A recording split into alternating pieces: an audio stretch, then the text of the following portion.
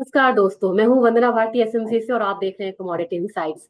कल गोल्ड में फॉल भी आया जैसे एक्सपेक्टेड था, लेकिन चांदी में मैंने आपको कहा था कि चांदी अब यहाँ से थोड़ी सी संभली हुई नजर आएगी और गोल्ड सिल्वर रेशियो यहाँ पे इम्प्रूव होगा, वैसा ही यहाँ पे हुआ।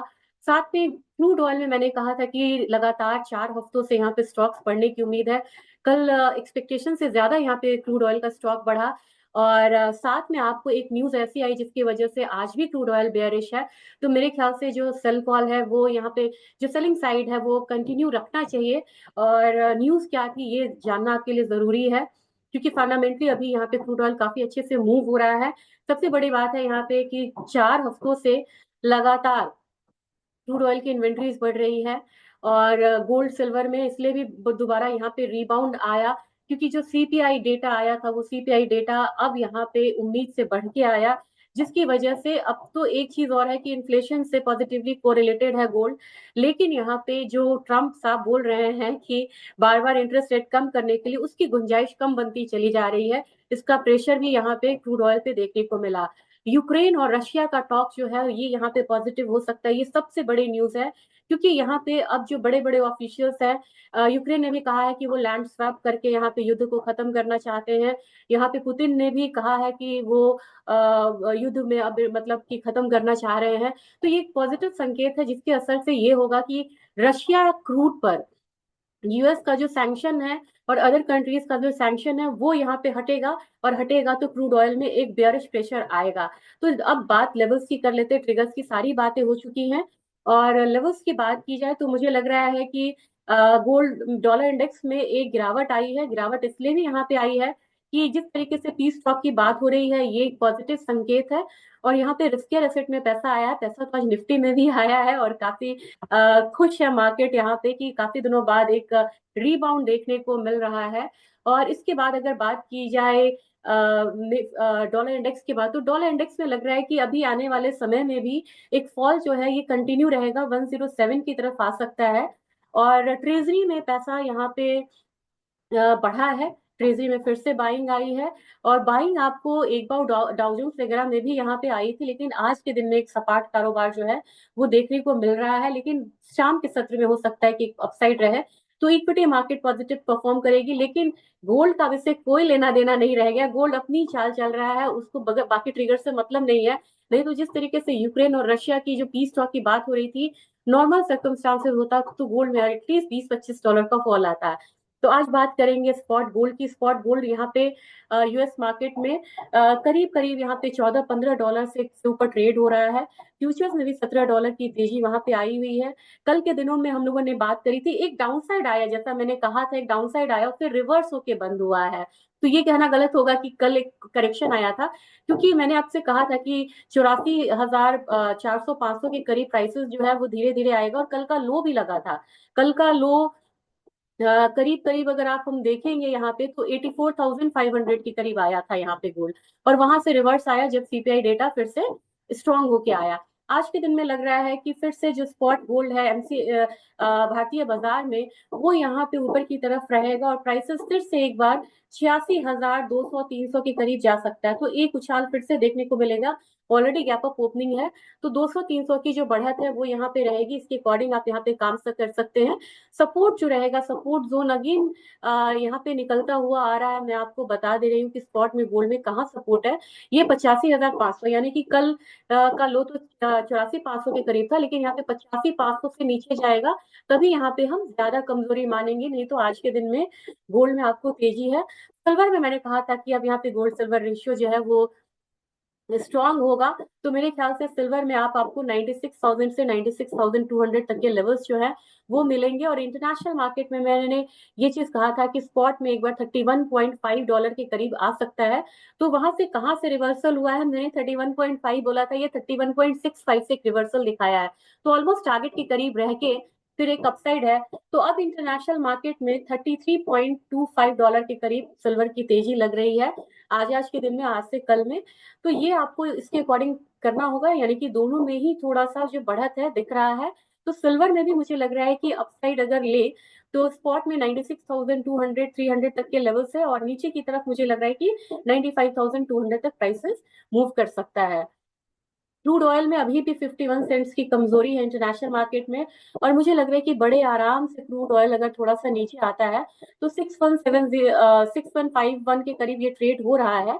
और अगर एक गैप डाउन ओपनिंग आज की हुई थी, और मेरे ख्याल से एक बार 6075 तक नीचे की तरफ जा सकता है। तो हो सकता है कि 6100 वाला आंकड़ा हम इसमें टूटता हुआ देखें। रही बात नेचुरल गैस की, नेचुरल गैस में कल एक अच्छी शानदार बढ़त हुई और 4 दिन लगातार ये अपसाइड ट्रेड हो रहा है। और घरेलू बाजार में अपने मार्केट में अगर स्पॉट की बात करें तो 320 तक एक रेजिस्टेंस है, 320-22 तक। नीचे में सपोर्ट आपका बन रहा है 314 रुपए का। बेस मेटल काउंटर अब थोड़ा सा यहाँ पे नर्वस होके दिख रहा है, और उसका रीजन भी है इन्फ्लेशन का डेटा हायर साइड आने की वजह से अब यहाँ पे गुंजाइश रेट कट की कम लग रही है, जिसका असर यहाँ पे देखने को मिलेगा। तो मेरे ख्याल से कॉपर जो है वो अब बिल्कुल रेंज में ट्रेड हो रहा है, काफी हायर साइड लगाया। आज के दिन में मुझे लग रहा है कि थोड़ा सा करेक्शन ही स्पॉट में आएगा। तो 860 नीचे की तरफ लग रहा है। अपसाइड में अगर देखा जाए तो 867 से ऊपर की अगर क्लोजिंग होती है तो ही नेक्स्ट साइड अपसाइड आपको देखने को मिलेगा। तो नीचे 860 तक के प्राइसेस जो हैं वो कॉपर में एक्सपेक्टेड है। एल्यूमिनियम यहाँ पे थोड़ा सा अपसाइड ले सकता है, क्योंकि एल्यूमिनियम की चाल अलग है, इंटरनेशनल मार्केट में वीकनेस भी है। और एल्यूमिनियम में आपने टैरिफ लगता हुआ भी देखा है। और हम एलएमई के साथ साथ कॉमिक्स को भी फॉलो करते हैं। तो स्पॉट में मुझे लग रहा है कि 260 261 तक के जो लेवल्स हैं एक बार फिर से एल्यूमिनियम में देखने को मिलेगा। हालांकि क्रूड ऑयल वीक है, फिर भी एल्यूमिनियम की जो तेजी है वो बरकरार रहेगी। जिंक में एक बार फिर से रिवर्सल देखने को मिलेगा। जिंक में एक डाउनसाइड आया था, मार्केट संभली हुई नजर आ रही है। तो 270 ऊपर की तरफ, नीचे की तरफ 268 का लेवल आपको रह सकता है। एग्री काउंटर की बात करेंगे। एग्री काउंटर में कल जीरा में परसों एक बहुत बढ़िया मूव आया, उसके बाद एक डाउनसाइड मूव आया। और आज के दिन में 21,000 तक मुझे लग रहा है आज से कल में 2-3 दिन का अगर हम रखें तो जीरा एक बार अपसाइड दिखा सकता है। स्पॉट मार्केट में आप बोलेंगे ऐसी क्या बात है कि आप थोड़ा मतलब बुलिश है यहाँ पे, क्योंकि यहाँ पे देखेंगे टर्मरिक में भी डाउन साइड है, धनिया में भी यहाँ पे डाउन साइड है। कल धनिया के बारे में उन्होंने पूछा कि आपने धनिया का लेवल नहीं बताया। मुझे लग रहा है कि अपसाइड यहाँ पे स्पॉट में 8250 से लेके 8150 तक का एक रेंज रहेगा, और बायस इसका अपसाइड का रहेगा। होली से पहले कुछ दिवाली यहाँ पे बनेगी, रमजान का है ही है, होली से पहले यहाँ कुछ दिवाली बन सकती है। और उसके बाद हम एक बेसिक जो एक कमजोरी है वो आता हुआ देख सकते हैं। तो जो भी लोअर साइड आएगा यहाँ पे मसालों में खरीदारी बनेगी। लेकिन हल्दी में आज मुझे लग रहा है कि थोड़ी कमजोरी और बढ़ेगी, और 12,900 की तरफ बढ़ सकती है ये कमोडिटी।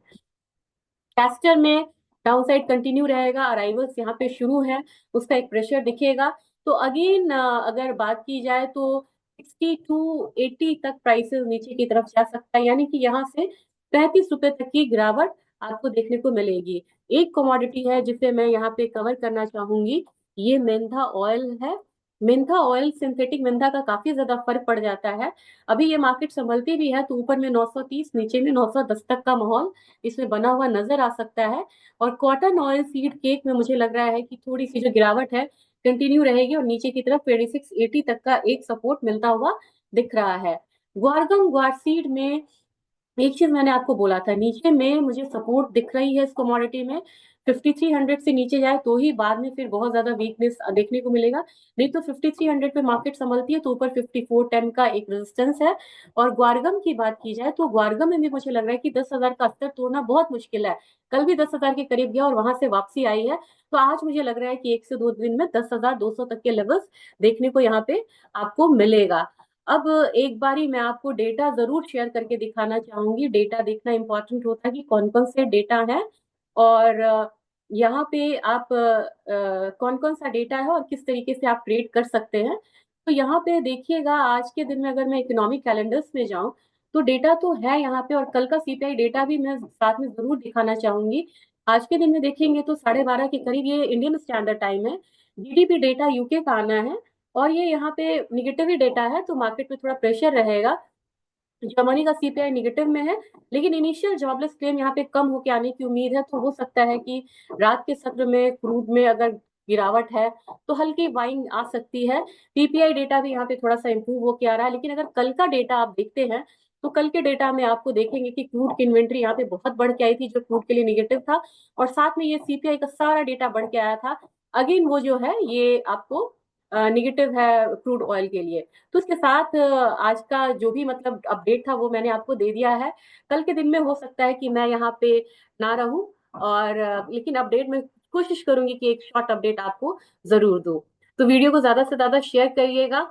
भी कुछ रिस्ट्रिक्शंस है, इसलिए चार्ट शो नहीं कर सकते हैं, और इसके लिए बहुत ज्यादा परेशान नहीं होइएगा, लेवल्स में बताती रहूंगी और स्पॉट मार्केट के बारे में आपको आगाह करती रहूंगी।